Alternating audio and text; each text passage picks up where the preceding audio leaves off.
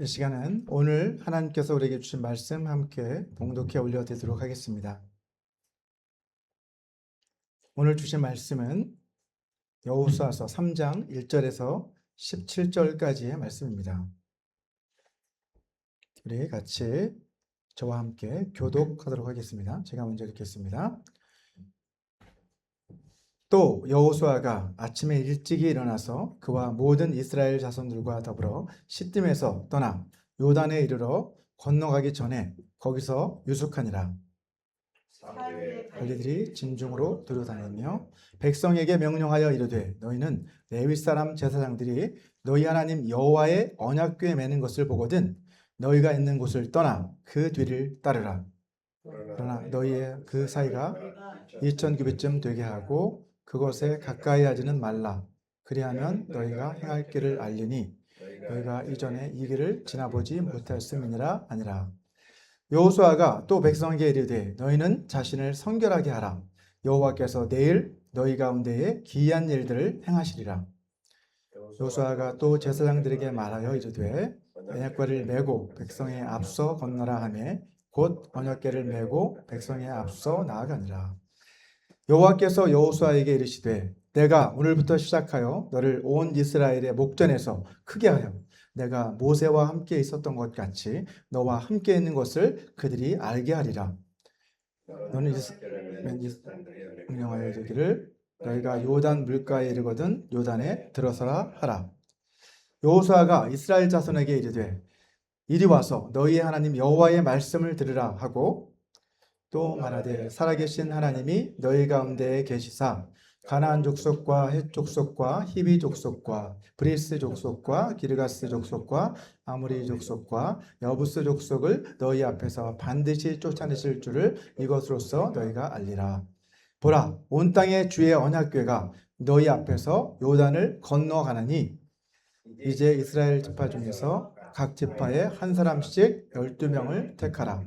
온 땅에 주 여호와의 궤를 맨 제사장들의 발바닥이 요단물을 밟고 멈추면 요단물 곧 위에서부터 흘러내리던 물이 끊어지고 한 곳에 쌓여 서리라. 백성이 요단을 건너려고 자기들의 장막을 떠날 때에 제사장들은 언약궤를 메고 백성 앞에서 나아가니라. 요단이 곡식 거두는 시기에는 항상 언덕에 넘치더라. 궤를 맨 자들이 요단에 이르며 궤를 맨 제사장들의 발이 물가에 잠기자 곧 위에서부터 흘러내리던 물이 그쳐서 사르단에 가까운 매우 멀리 있는 아담 성읍 변두리에 일어나 한 곳에 쌓이고 아라바의 바다 여매로 향하여 흘러가는 물은 온전히 끊어지매 백성이 여리고 앞으로 바로 건너서 같이 읽겠습니다. 여호와의 언약궤를 맨 제사장들은 요단 가운데 마른 땅에 굳게 섰고 그 모든 백성이 요단을 건너기를 마칠 때까지 모든 이스라엘은 그 마른 땅으로 건너갔더라. 아멘.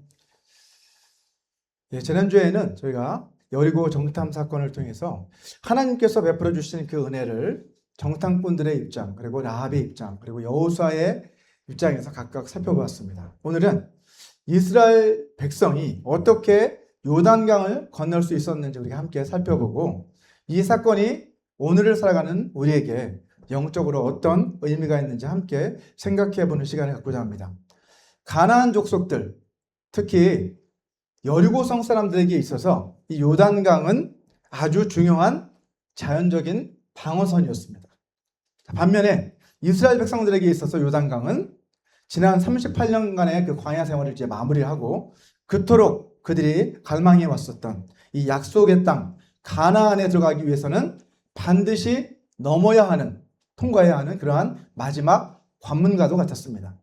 자, 요단을 건너기 위해 하나님께서 이스라엘 백성들에게 명령을 내리시는데 그 명령들이 무엇이었는지 함께 살펴보겠습니다. 자, 첫 번째는 언약궤를 뒤따르라 라고 그렇게 명령하십니다. 자, 본문 1절을 보시면 여호수아는 아침 일찍 일어나서 모든 이스라엘 자손과 더불어 그동안 머물러 있었던 그 시딤을 떠나서 요단 강변으로 이동해서 그곳에 진을 치게 됩니다. 자, 그리고 그 다음 2절과 3절을 보면 드디어 3일 뒤에 이제 백성들에게 명령이 떨어지죠. 레위 사람 제사장들이 언약궤를 메거든 그들의 뒤를 따르라 라고 하는 명령을 내리고 있는 것을 볼 수 있습니다. 자, 언약궤는 크기가 대략 가로는 한 130cm 정도, 그 다음에 세로가 79cm, 그리고 높이가 79, 이 폭이 아까 안쪽 깊이가 79cm 정도 돼서 그게 크지 않은 그런 상자와 같은 모양의 그러한 상자가 바로 언약궤라는 언약궤라고도 하고 또 증거궤라고도 하고 법궤라고도 하는 그러한 그 이스라엘에게 주신 하나님의 명령에 따라 만들어진 언약궤였습니다. 자, 그 안에는 뭐가 들어 있었어요? 이 언약궤 안에는 그 당시에 돌판, 그죠? 하나님께서 이스라엘에게 주신 두 십계명 돌판이 들어 있었고, 그 당시만 해도 만나가 그 안에 광야에서 이스라엘 백성을 먹이셨던 그 만나가 또 들어 있었고, 아론의 쌍난 지팡이 역시도 그 안에 들어 있었을 것입니다. 자, 이 언약궤는 그래서 하나님께서 그들과 함께 하신다, 그들 가운데 계신다라고 하는 하나님의 임재의 상징이었죠. 사실 이스라엘 백성들을 광야 가운데서 이끌어 주신 분은 누구셨습니까? 하나님이셨잖아요. 그 보이지 않는 하나님이 어떻게 그들 가운데 나타나셨어요? 이 언약궤라고 하는 상징적인 이 물건을 통해서 그들에게 임재를 나타내셨고, 그 위에 불기둥과 구름기둥으로 그들을 앞서 인도하시는 모습을 우리는 광야에서 볼 수 있었습니다. 이러한 경험들을 그들은 이미 40년간의 지난 광야 생활을 통해 해왔어요. 자, 그런데 오늘 본문 4절에 보니까 언약궤와의 그 거리를 2000규빗 정도 띄워라 라고 이렇게 명령하고 있잖아요. 그죠? 왜 언약궤와의 거리를 띄우라고 했을까요? 2000규빗은 오늘날로 환산을 해본다고 한다면 대략 한 900여 미터, 920m 정도, 한 1km 가까이 되는 그러한 거리를 띄워서 그렇게 진행하도록 그렇게 명령을 하고 있습니다. 왜 그렇게 하셨을까요? 출애굽기 19장 12절에 보면 하나님께서는 그 당시에 그 시내산에 그들이 이르렀을 때, 이스라엘 백성들이 이르렀을 때 시내산 주위에 경계를 치도록 하나님은 명령을 하십니다. 자, 그 경계를 넘어선 자들은 어떻게 되었어요? 출애굽기 19장 12절을 보니까 그 산의 그 경계를 넘어서 산에 오르려거나 또 침범하는 자는 결국 죽임을 당하게 될 것이다 라고 하나님은 경고하십니다. 그 다음 절인 23절을 보니까 모세는 또 어떤 말을 해요? 이 경계를 세워 어떻게 하라? 이 산을 거룩하게 하라 라고 이렇게 말씀하고 있는 것을 볼 수 있어요.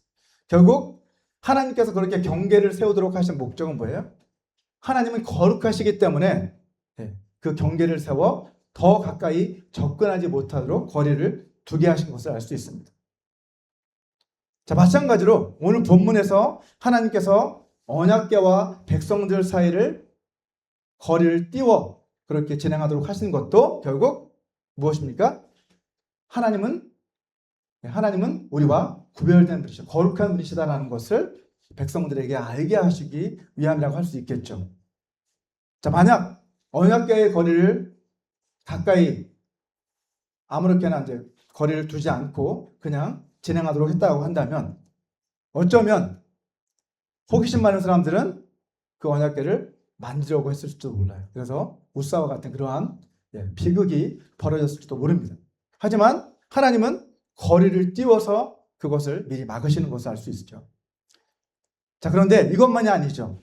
하나님께서 이 언약궤를 이렇게 1km 정도 되는 거리를 띄워서 가게 하신 또 다른 목적이 있습니다. 오늘 본문 4절 하반절을 보면 나와 있죠. 너희가 이전에 이 길을 지나보지 못하였기 때문이다 라고 이렇게 말씀하고 있습니다. 자, 요단을 건너는 이 길은 처음 가는 길이잖아요. 그죠? 이스라엘 백성들이 이미 지나본 길이 아니라 처음 가는 길이었습니다.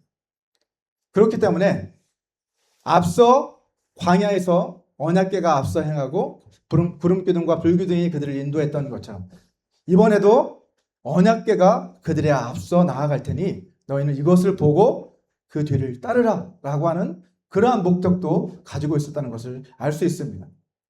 그렇게 수많은 수십만 명의 사람들이 이제 요단강을 건너서 이제 가나안 땅으로 들어가기 위해서는 이처럼 하나님의 언약궤가 그 앞에서 멀리 보이는 곳에서 인도하신다는 것을 그 많은 사람들이 볼 수 있도록 하기 위해서 그렇게 하셨다는 것을 알 수 있습니다. 자, 우리 그리스도인의 삶도 사실은 이와 같다는 것입니다. 우리 그리스도인들의 삶은 우리 자신의 어떤 경험이나 우리의 어떤 능력이나 이런 것들을 통해서 우리가 세상 사람들과 같이 똑같이 그렇게 살아가는 것이 아니라 어떠한 삶이 되어야 한다는 것을 보여주는 거예요. 언약궤는 하나님의 말씀을 상징하잖아요. 하나님의 임재를 상징하고 하나님의 말씀을 상징합니다. 그 언약궤가 이스라엘 백성들을 가나안으로 인도에 들어가는 것처럼 우리도 하나님의 말씀으로 인도받는 삶을 살아야 한다는 것을 오늘 본문은 우리에게 또 가르쳐주고 있습니다. 매일매일의 삶 가운데 내 계획과 생각대로 가는 것이 아니라 하나님의 말씀이 나를 어떻게 인도하시는가, 하나님의 뜻이 나를 어떻게 인도하시는지를 묻고 또 그것을 묵상하며 그것에 순종하는 그 걸음을 해나갈 때 우리는 약속의 땅인 가나안에 우리도 들어갈 수 있게 된다는 것을 알 수 있죠. 자, 두 번째로 오늘 본문 5절을 보시면 여호수아는 요단을 건널 준비를 하고 있는 그 백성들에게 또 다른 명령을 내립니다. 어떤 명령입니까? 너희는 각각 자기 자신을 성결하게 하라 라고 명령하고 있는 것을 볼 수 있습니다. 왜 각 백성들에게 성결하라고 했을까요? 그 이유는 바로 그 다음에 하나님께서 그 다음날 어떠한 일을 행하실지, 얼마나 기이하고 놀라운 일을 행하실 것인지를 알기 때문에 그렇게 명령하고 있는 것을 알 수 있습니다.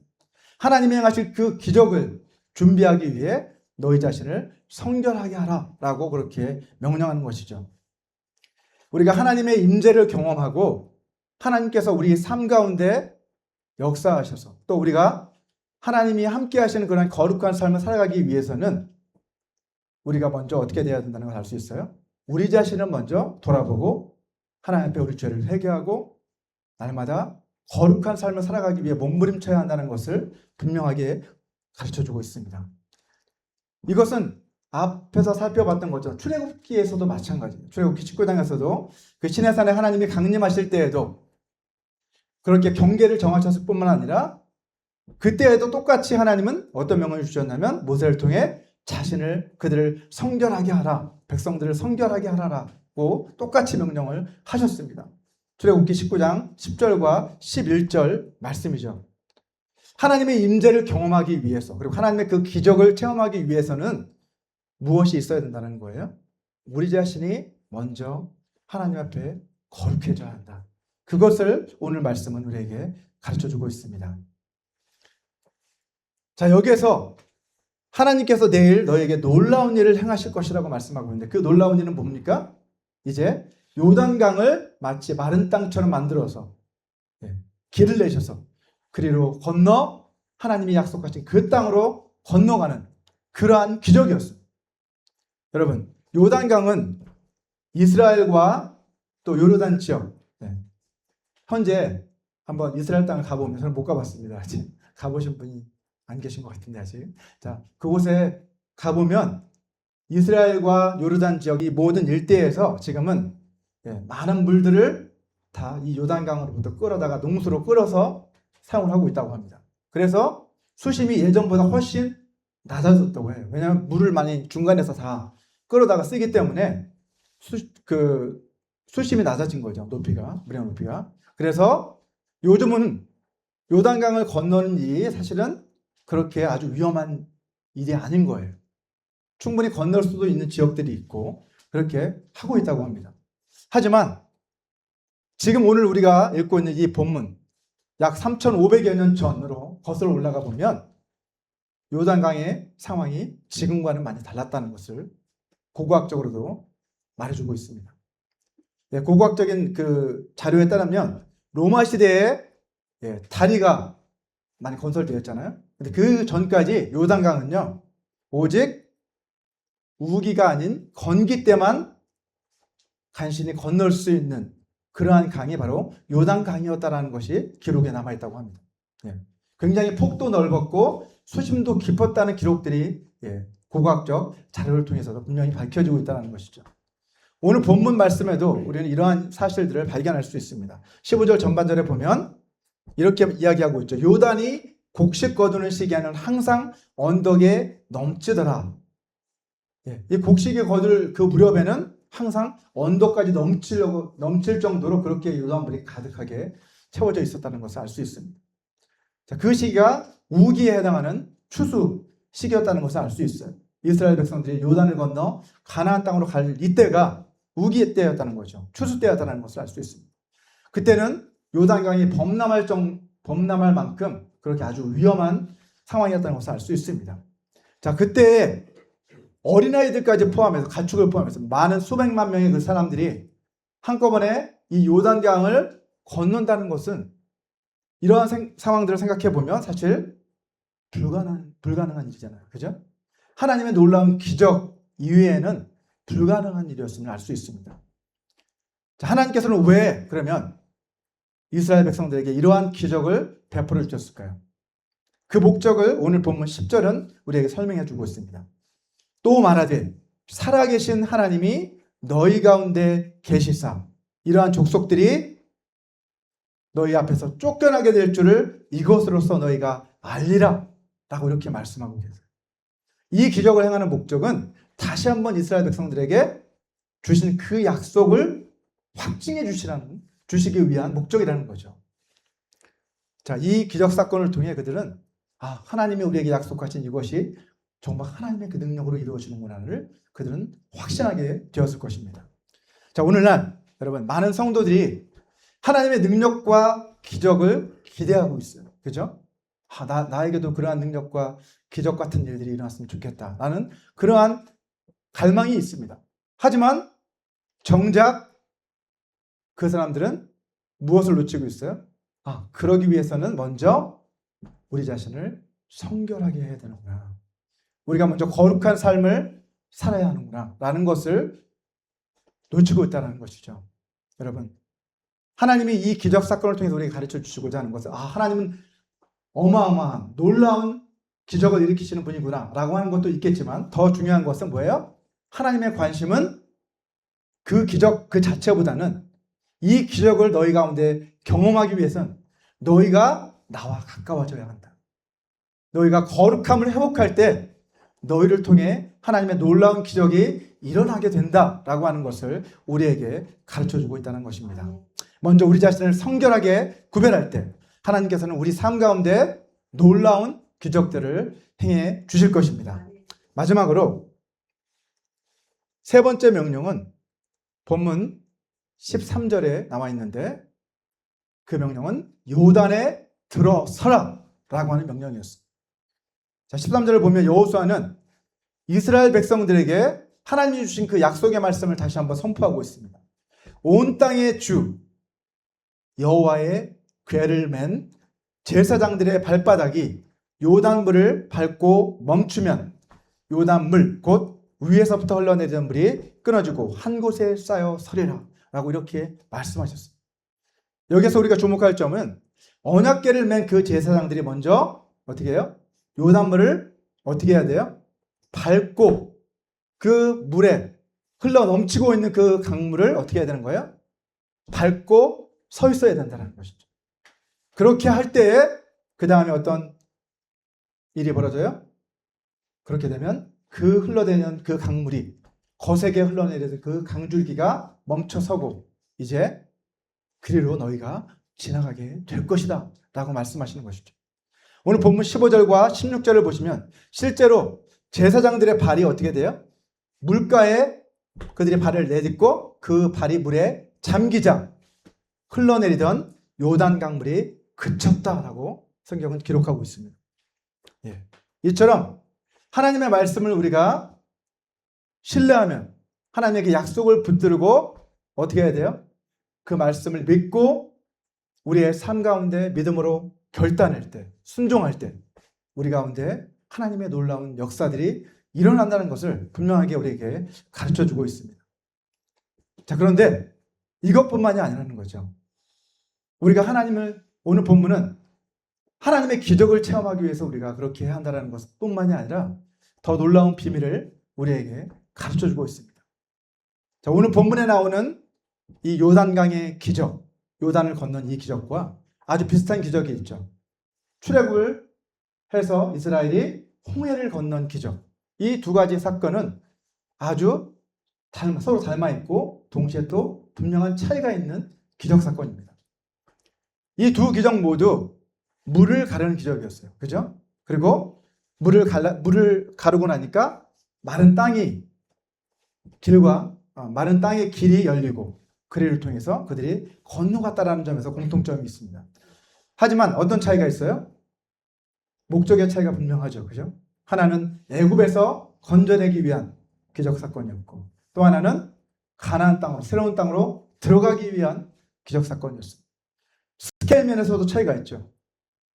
홍해 기적 사건은 우리가 그 애니메이션이나 이런 것도 아니면 영화나 이런 것을 통해서 봤지만 어때요?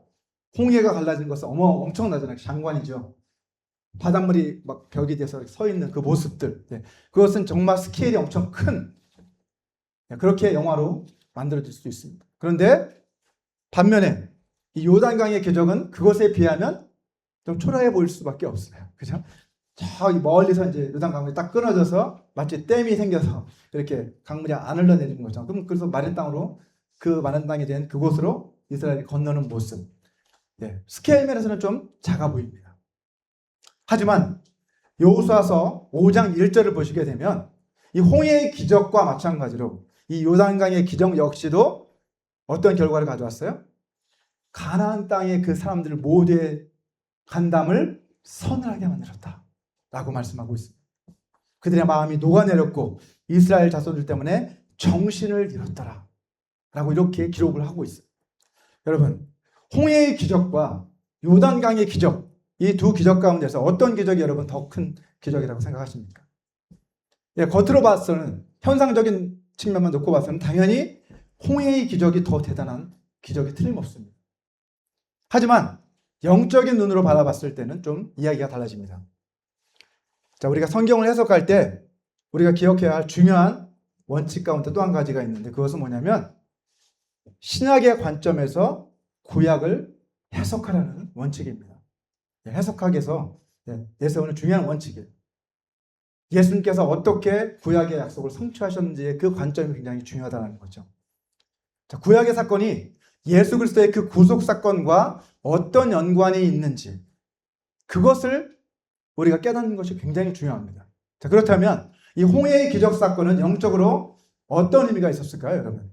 사도 바울은 고린도전서 10장 1절과 2절에서 이렇게 말씀하고 있습니다. 형제들아, 나는 너희가 알지 못하기를 원하지 아니하노니 우리 조상들이 다 구름 아래에 있고 바다 가운데로 지나며 모세에게 속하여 다 구름과 바다에서 침례를 받았다 라고 말씀하고 있어요. 자, 홍해의 그 기적 사건을 지금 이야기하고 있는 거예요. 바다 가운데로 지났다는 게 분명히 홍해의 기적 사건이죠. 구름 아래에 있었다는 것은 구름 기둥과 불 기둥으로 인도했던 그 사건을 가리킵니다. 이것은 무엇을 상징한다고요? 너희가 받게 될 그 물침례를 상징한다는 것을 분명하게 사도 바울은 우리에게 가르쳐주고 있습니다. 이스라엘 백성들이 홍해바다 그 가운데로 지나간 것, 그것은 침례를 받은 것이다 라고 말씀하고 있죠. 근데 마찬가지로 오늘 본문에 나오는 이 요단강의 기적 사건 역시 여러분 침례를 상징하고 있습니다. 자, 그런데 그렇다면 왜 하나님은 한 번이면 족할 텐데 왜 두 번이나 똑같은 침례를 상징하는 기적들을 행해 주신 걸까요? 사실은 똑같은 침례가 아니기 때문인 거죠.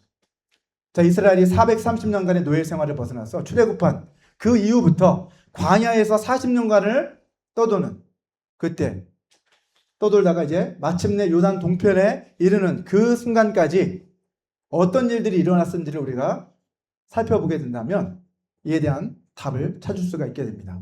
자, 여러분도 잘 아시다시피 홍해의 기적을 직접 체험했던 출애굽 1세대들은 어떻게 되었습니까? 가나안 정탐 이후에 하나님을 원망했죠. 그리고 하나님을 결국 대적하다가 그들은 광야에서 모두 다 멸망당하고 말았다라고 성경은 기록하고 있습니다. 자, 이렇게 홍해의 그 바다, 홍해 바다를 마른 땅처럼 건넜던 그들, 1세대, 그들은 홍해에서 침례를 받은 사람들이에요. 이들은 그러나 안타깝게도 광야에서 모두 멸망을 당해 죽고 맙니다.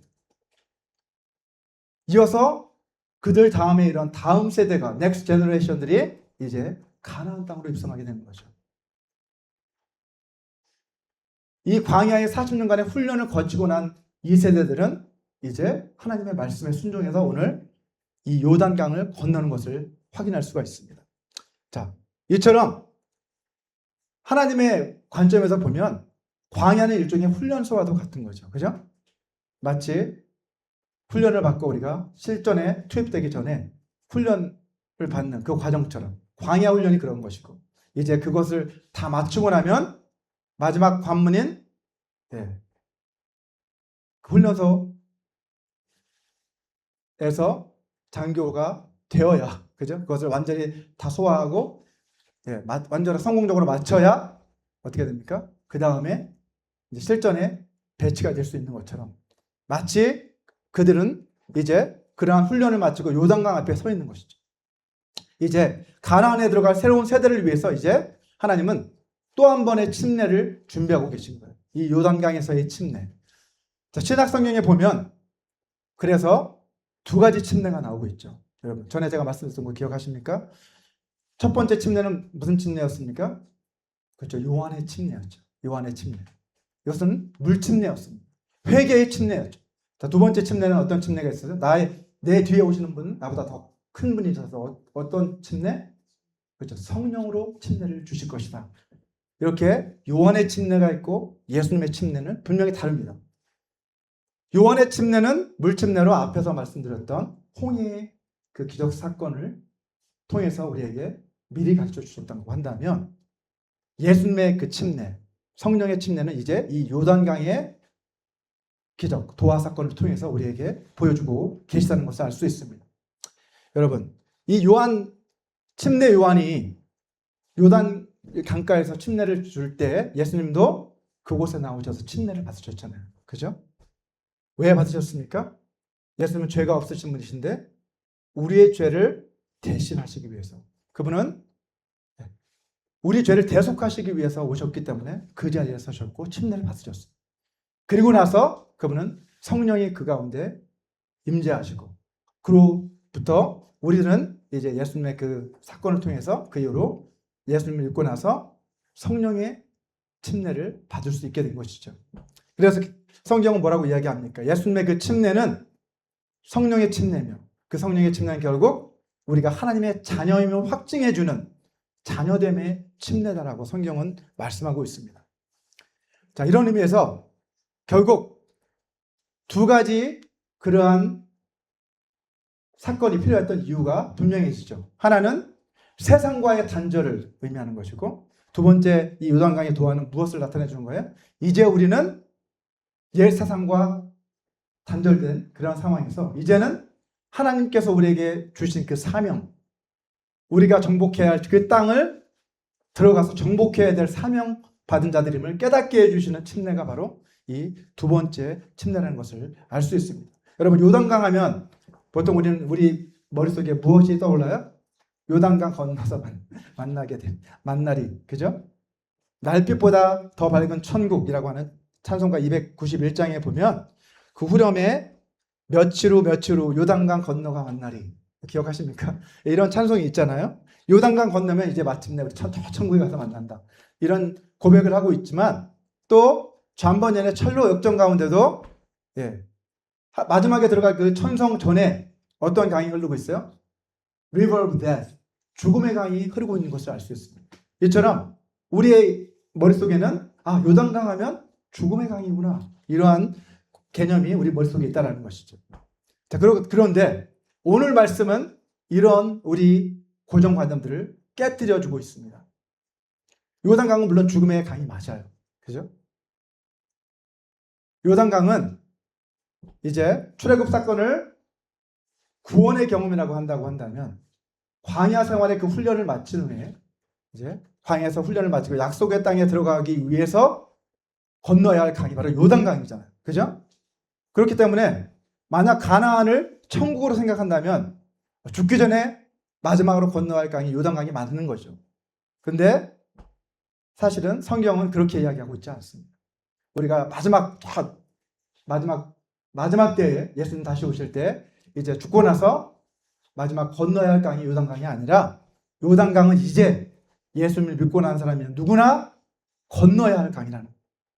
물론 죽음의 강이 맞습니다. 무엇이 죽어야 하는 거예요? 육신의 죽음이 아니라 우리의 옛 자아가 죽어야 하는 강이 바로 요단강이라는 것을 우리에게 가르쳐주고 있습니다. 여러분, 그래서 우리가 생각해야 될 것, 이 여호수아서를 우리가 복음적인 관점에서 이해해 나갈 때 중요한 게 뭐냐면 이 가나안은 우리 장차 한참 뒤에 예수님 오시면 들어갈 저 천국, 그게 아니라 이 가나안은 무엇을 우리가 가르쳐주고 있어요? 가나안은 저 마지막 때에 들어갈 천국의 모형이 아니라 지금 이 땅 가운데서 이루어져 가고 있는 하나님 나라의 모형이구나 라는 것을 우리 마음속에 두고 이 여호수아서를 읽어 나가야 한다는 것입니다. 자, 그렇기 때문에 이 요단강도 결국 우리가 거듭나서 넘어갔어야 할 그 강이 바로 이 건너야 할 강이 바로 요단강이라고 오늘 본문은 우리에게 가르쳐주고 있습니다. 자, 여러분, 언약궤는 하나님의 임재의 상징입니다. 우리가 신학의 관점에서 봤을 때 이 언약궤는 말씀이 육신이 되어 오신 예수 그리스도를 상징한다고 볼 수가 있습니다. 자, 그렇기 때문에 언약궤가 그 요단강 한가운데서 어떻게 했습니까? 모든 백성이 다 그 요단강을 건널 때까지 그곳에서 제사장들의 그 발이 머물렀다라고 오늘 본문은 말씀하고 있잖아요. 이처럼 예수 그리스도께서 우리가 서 있어야 할 그 죽음의 자리를 주님께서 대신 서 계시기 때문에 어떻게 되는 거예요? 우리는 그 언약궤가 그 자리에 있기 때문에 우리는 그 죽음의 강을 건너서 이제 하나님이 우리에게 맡겨주신 그 땅으로, 그 하나님의 나라로 계속해서 우리는 전진해 나갈 수 있다는 것을 우리는 알 수 있습니다. 여러분, 놀랍게도 예수님께서도 공생애를 시작하시기 전에 침례를 받으셨잖아요. 우리도 마찬가지입니다. 우리가 회개하고 예수님을 믿어 물침례를 받았지만 거기서 끝나지 않는다는 거죠. 눈에 보이지 않지만 성령으로 침례를 받을 때 어떻게 된다는 거예요? 권능을 받고, 그래야 우리에게 맡겨주신 그 복음 전파의 사명을 우리는 이 땅 가운데서 하나님의 나라가 너희 가운데 임하였느니라 라고 말씀하신 그 주님의 말씀처럼 우리는 성령의 침례를 받아 이제 그 사명을 계속해서 감당해 나갈 수 있다는 것을 알 수 있습니다. 저와 여러분 모두가 이러한 사명을 성령을 의지해서 날마다 그러한 사명을 감당해 나가는 삶을 살아가게 되시기를 주님의 이름으로 축원합니다.